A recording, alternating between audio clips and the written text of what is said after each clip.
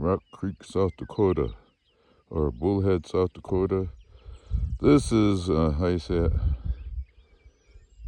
the final resting place of the Hunkpapa. I left 20 years ago, almost 20 years ago, looking for help.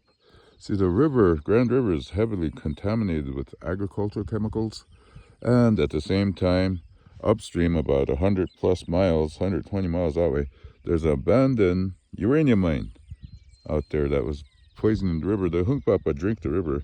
I'm Hunkpapa too, so don't worry about it. I get to call them Hunkpapa anytime I choose.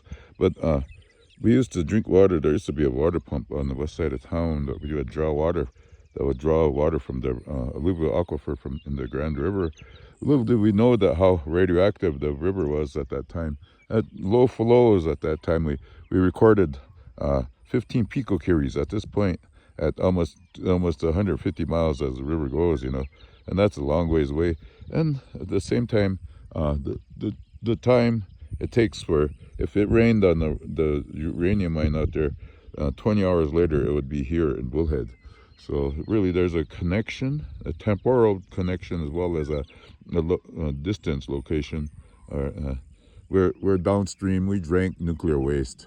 They had a nuclear processing site out there that was used for testing nuclear weapons to see if they could make a nuclear bomb out of the uraniferous lignite out there. And while you've seen North Korea, they were successful. So was Pakistan, and I believe Iran has the bomb. That's our connection with the situation going on now. The irony is that they poisoned us with nuclear waste, and the same nuclear waste that poisoned us is the materials that they're fighting over right now in the Middle East. Over Iran has a vast field of uraniferous lignite as well, so we can probably see the end of white people pretty soon, you know. And this community, I said, when that happens, everybody used to think that they were going to drop a bomb on the community. That's how terrified they were of the nuclear combat. They used to have a fallout shelter that was created by Warhawk Defense, and that was a gymnasium behind the Brown Building. There was a gymnasium there, but then they neglected it, and it turned out to be a big fiasco. So the kids took rock hammers and destroyed it.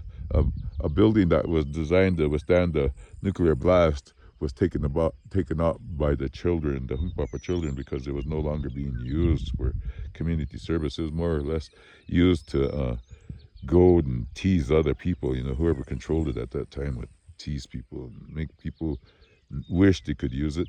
But anyway, 20 years ago, they said I would never be able to reclaim the mine. Now, in 2013, that's when they began the process. That was 12 years ago. Most of the mine is pretty much reclaimed on the northern side of it, but they never did deal with the waste pile, the nuclear waste pile, nor the nuclear processing site, which was the south side of the mine, was drained directly into the south fork of the Grand River. Instead, they spent more time, the scientists in the Washichu spent more time on the north fork, which drains into Bowman Haley, where they have all kinds of swimming and all this other stuff. Then it drains into Shade Hill, and they really built up Shade Hill in the 20 years I've been here. But all of them know that the river is not suitable for any type of recreation, you know, immersion swimming or drinking or any of that, because it has nuclear waste on it. I mean, nuclear uranium mine upstream, drinking downstream, the water, you know, all kinds of cancers, all kinds of birth defects, all kinds of learning disabilities, because drinking uranium is basically the same as drinking lead. The tribal government has failed. The Standing Rock Sioux tribe has failed. The original purpose of the Standing Rock Sioux tribe was to persecute the Hunkpapa. That's their whole purpose. They're Dakota. They're not Hunkpapa. They're not Lakota. They're Dakota. The tribal government is run by the Yanktene, a.k.a. Wichila, a.k.a. the Custer Scouts. You know, they were the ones that they hate us so much that they want us to be dead. That's why they never did anything about the uranium mine, whereas they had people that, the proof shows that they had all kinds of relations with the Forest Service, but since it was us poisoning us so they could have our river, no, they're trying to steal our river, but I'm going out there to make sure they never do that. See, the Standing Rock Sioux Tribe is a federal agency. It's not here to help us. It's here to destroy us. So if you think the tribal government is helping you, nope. Every one of your children that become a victim, that become sexually abused, that become selling themselves for a can or a dub or a line or whatever, a piece of meth, that's caused by the tribal government. You know, they profit from your misery. They profit from every one of you that ends up becoming either a sexual offender or a victim. You know, they are not here to help you. I am.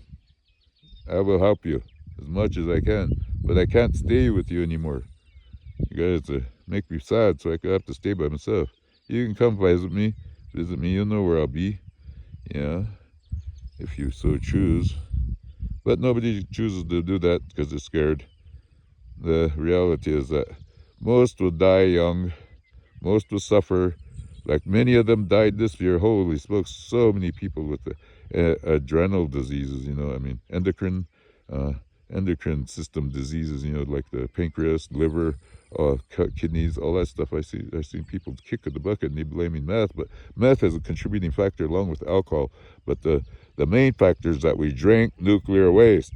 The tribal government knowingly knows we drink nuclear waste, and the children swim in the river. So what I'm going to try to do is put a swimming pool over here somewhere just to get the kids out of the river. I don't know why they haven't done that before, because I guess it's because they said, I'm not here. But I can't be here. I can't sleep with my relatives like these people can. You know, I can't do that. Only dogs do that, you know. Okay, then this is a great place, one of the most beautiful places on earth, but it's the Hunkpapa are dying, and we need to fix that. We need to make it more public, you know, about all the wrongful deaths and all the misery, all the sicknesses, all the learning disabilities, all the addictions. All of those can be fixed if you understand the source. And the source is the Hunkpapa are being persecuted by the Yanktonay.